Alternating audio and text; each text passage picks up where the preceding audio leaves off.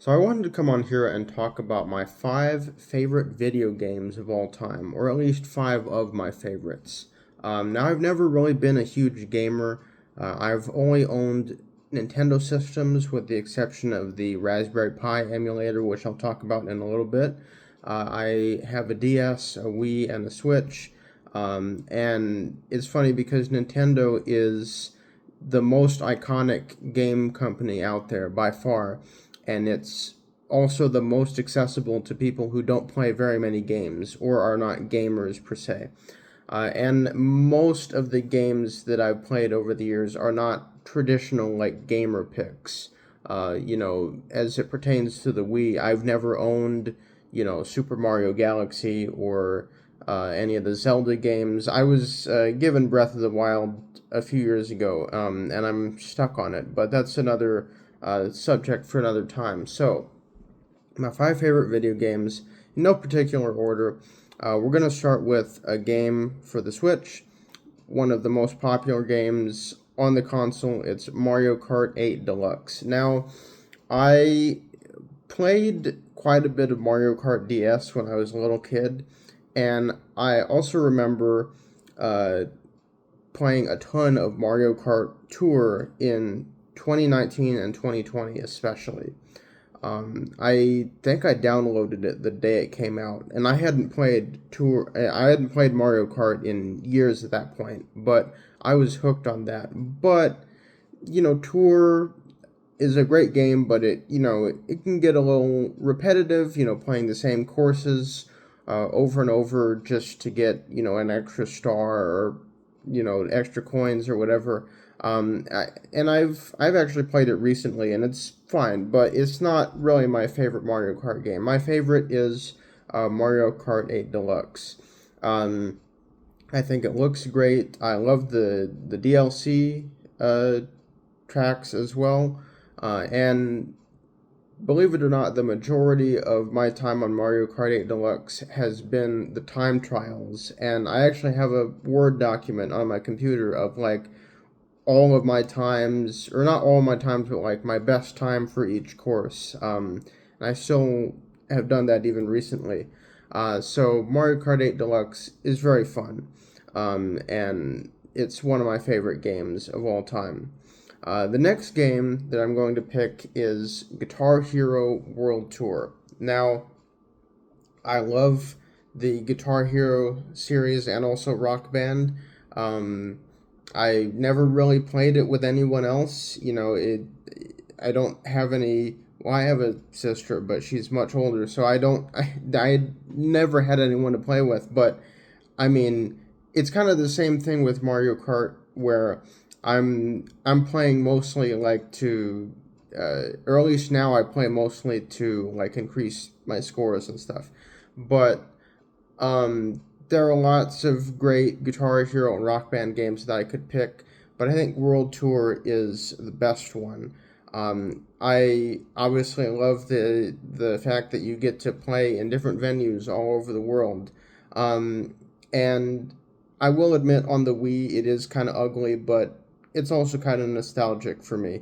Um, the set list is probably the best in the series. It's really diverse too. Everything from Nirvana to Ozzy Osbourne, Jimi Hendrix, the Allman Brothers, No Doubt, Steely Dan, uh, Bon Jovi, System of a Down. I mean, there's songs in other languages. There's even Michael Jackson and Paul McCartney, which are two very surprising pulls that they were able to get for this game. There are also appearances in game by Haley Williams, Billy Corgan, Ozzy Osbourne, Zach Wilde, Travis Barker, Sting, um, and the ghost of Jimi Hendrix, which I think is pretty cool. Um, but yeah, I think it's the best Guitar Hero game in my opinion. Um, Van Halen and Metallica are great too. Uh, Three, I played a ton when I was, like in elementary and middle school. I don't know what it is. It's not so fun for me now, but it's still a pretty nostalgic game. 5 and Band Hero I was never really a fan of, though I have played quite a bit of Band Hero in the last year or so, trying to FC everything on base. But World Tour for now is the best. Rock Band I'll talk about in a second. It's not on this list, but I'll talk about some honorable mentions in a little bit. So next we have, let's see, what do we have next? Wii Sports Resort. Now that was one of the first Wii games that I owned. Back, I got it in 2013. I got a Wii in 2013, which is like when the Wii was kind of dying out and the Wii U was coming in. I never owned a Wii U, and I'd kind of like to have one just to see like what it was all about, because it didn't last very long. But Wii Sports Resort is great. I never owned the original Wii Sports, but I have played quite a bit of it, and it's fine. But Wii Sports Resort obviously has more sports. It's better looking, in my opinion. Bowling and golf are obviously classics, but you also have power cruising, wakeboarding, archery, cycling, table tennis, lots of great sports. And that was a game that I played a ton in elementary and middle school. And I've even gotten my dad and my niece to play it, which I think that's the only Wii game that I've gotten my dad to play. And we've had fun with it. So I don't play it so much now, but it's nice to turn on every once in a while. And it's a very nostalgic game for me. So next we have a mobile game. Now, mobile games are great. I've played a lot of great ones, but the far and away best choice for my favorite mobile game is Animal Crossing Pocket Camp. Now, I started playing Pocket Camp in 2020, and what's interesting is that obviously 2020, you had the lockdown, you had tons of people playing New Horizons, and I had a Switch at the time, but I didn't have money of my own. And I was probably not going to ask my mom to buy me New Horizons. So I played Pocket Camp, and when I tell you I played the shit out of this thing in 2020, that Mario Kart Tour and listening to Wolfpack, that was like what got me through, March to at least August of 2020. I played a ton of Pocket Camp. I ended up playing New Horizons a few years later, and I liked it. It was fine, but it just wasn't very interesting. And I think maybe also in 2020, that was maybe the time where I don't want to say I was most impressionable, but I was most prone to being addicted to a game like that. And I actually really liked a lot of the characters too. My favorite villager was Vesta. She was the sheep. She had like white wool and a black face. But I also liked Puck, Antonio, Bo, Apollo. There were tons of great villagers in Pocket Camp. Not all of them showed up in New Horizons, and a lot of the villagers in New Horizons and other Animal Crossing games obviously are not in Pocket Camp. But I mean, it's a very simple game, but it was great. I loved the character interactions that you'd have with the different villagers, and I haven't played it in like 5 years because I got a new phone at the end of 2020. And Pocket Camp did not work with the camera of my new phone. I got another phone about almost a year ago, and I'm pretty sure I can play Pocket Camp again. But the thing about Pocket Camp and Mario Kart Tour, or I haven't tested it with Pocket Camp, but with Mario Kart Tour, every time I play it, it's such a huge game, a huge file, that every time I play it, it feels like my phone is on fire. And I have a feeling that Pocket Camp is going to be very much the same situation, but I might get back into it one day. Of course, since I haven't played it in so long, I'm probably going to have to start fresh, but that would probably be fun too. So the last game on the list is Money Puzzle Exchanger. Now, maybe you've never heard of this game. You probably haven't. Several years ago, excuse me, my brother-in-law gave me this emulator called a Raspberry Pi. Some of you might know what that is. It's about the size of a wallet, and it has like 10,000 games on it. Like, seriously. And it's got, NES, Super Nintendo, Genesis, N64. It's got some DS, some Atari, Master System, and it's also got a ton of arcade games and also some games for the Neo Geo. And on the day that he gave it to me, my brother-in-law showed me this game, and he said it was one of his favorite games of all time, and I was instantly hooked. And if you look at the videos on my channel, you know that I like anime. I've made a couple videos on anime, but at that time I hadn't watched any. But I was still very enamored with the general anime art style, which Money Puzzle Exchanger has a ton of.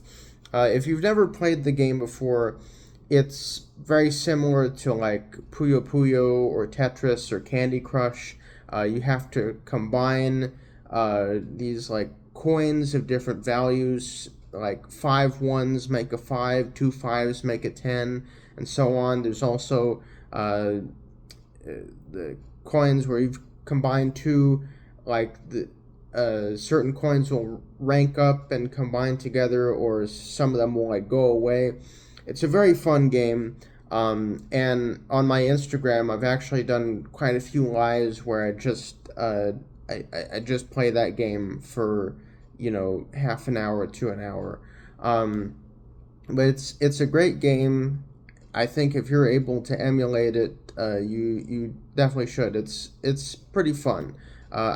Don't think I've ever played it with anyone else, but I think it would be a fun experience. So that is my list of my 5 favorite video games of all time, or 5 of my favorites. Some honorable mentions. If we go back to the Guitar Hero and Rock Band series, you could probably put Van Halen on this list. Switch out one of these games for Guitar Hero Van Halen, or at least it's a little bit off of this list. In terms of Rock Band, I think the 2 best candidates are Rock Band 2 and the Beatles Rock Band. Rock Band 1 I played a little bit, but I have a Guitar Hero 5 guitar, which doesn't work with Rock Band 1 on the Wii, so I didn't get full enjoyment out of that, but I played vocals and drums. Rock Band 3 is pretty cool too, but I don't know, something about the aesthetic. Like I like how it looks, but to me, the Rock Band 2 look is more nostalgic. I've also played Lego Rock Band and Green Day Rock Band, both of which are just fine. But the Beatles Rock Band and Rock Band 2 are probably the 2 best candidates for in my favorite Rock Band game. I'm not sure which one I would pick. Maybe the Beatles one. Mario Kart Tour is a good honorable mention as well. I played that a ton in 2019 and 2020, as I said. In fact, I would just get home and play it for like hours and like not do my homework. But yeah, I love that game. Even though it can get kind of repetitive. Of course, that's what you could say about a lot of Mario Kart games. Let's see, what else? Oh, here's one. It's a DS game called Pets Rescue Ocean Patrol. If you've never played that game, it's about these 2 siblings who get like dropped on a deserted island, or not. is it? I guess it's an island, but it's like a wildlife preserve, and they have to like, um, feed the orcas, feed the sea lions, and get supplies from this, you know, doctor over here or whatever. It's a pretty simple concept, and I think there's a story. There is a story to it, but I haven't um, I don't know if it ends. Like I've I've had it to where you're doing it for like 100 days in a row, and the story doesn't advance. So I don't know if there's an end to the story. I haven't gotten there yet, but that will remain to be seen. But similar to Money Puzzle Exchanger, the reason why I liked that one so much was because it had an anime art style, and I was very enamored with that even before I started watching anime. So that's a pretty nostalgic game for me, and I have gone back to play it a couple of times. Let's see, anything else I'm forgetting? I guess I could also mention a couple of NES games that I've played emulated in one form or another. Punch Out is a classic. I actually first played that game through this random Adobe Flash site back in like 2017. There was one that emulated NES games. There was another one that emulated Genesis games. Another one for Super Nintendo games, and there were others too that I didn't really use much. But um, Punch Out is very fun, even though I haven't gotten far in it. I've beat Glass Joe a couple times, and I think I've beat Piston Honda once or twice, but I haven't gotten farther than that. But I am still able to play it on the Switch. They have the NES emulator and the Super Nintendo emulator. So I play Punch Out through there every now and again. The last game I'll mention is, believe it or not, Wheel of Fortune on NES. I don't know what it is about that particular version of Wheel of Fortune, but I just love it. There's not much to say about it. I mean, it's Wheel of Fortune. Everyone knows how that game goes. I also have a Switch version of Wheel of Fortune and Jeopardy put together. Unfortunately, they don't use the real hosts of those game shows, which is a travesty. But it's not a huge deal in my opinion. Those games are still fun. The Wheel of Fortune one is more fun. The Jeopardy can get kind of stale, especially with no visible host. But that's it for my 5 favorite video games with some honorable mentions. If you're watching this video, put your 5 favorite video games in the comments. Chances are I haven't played them, though. See you later.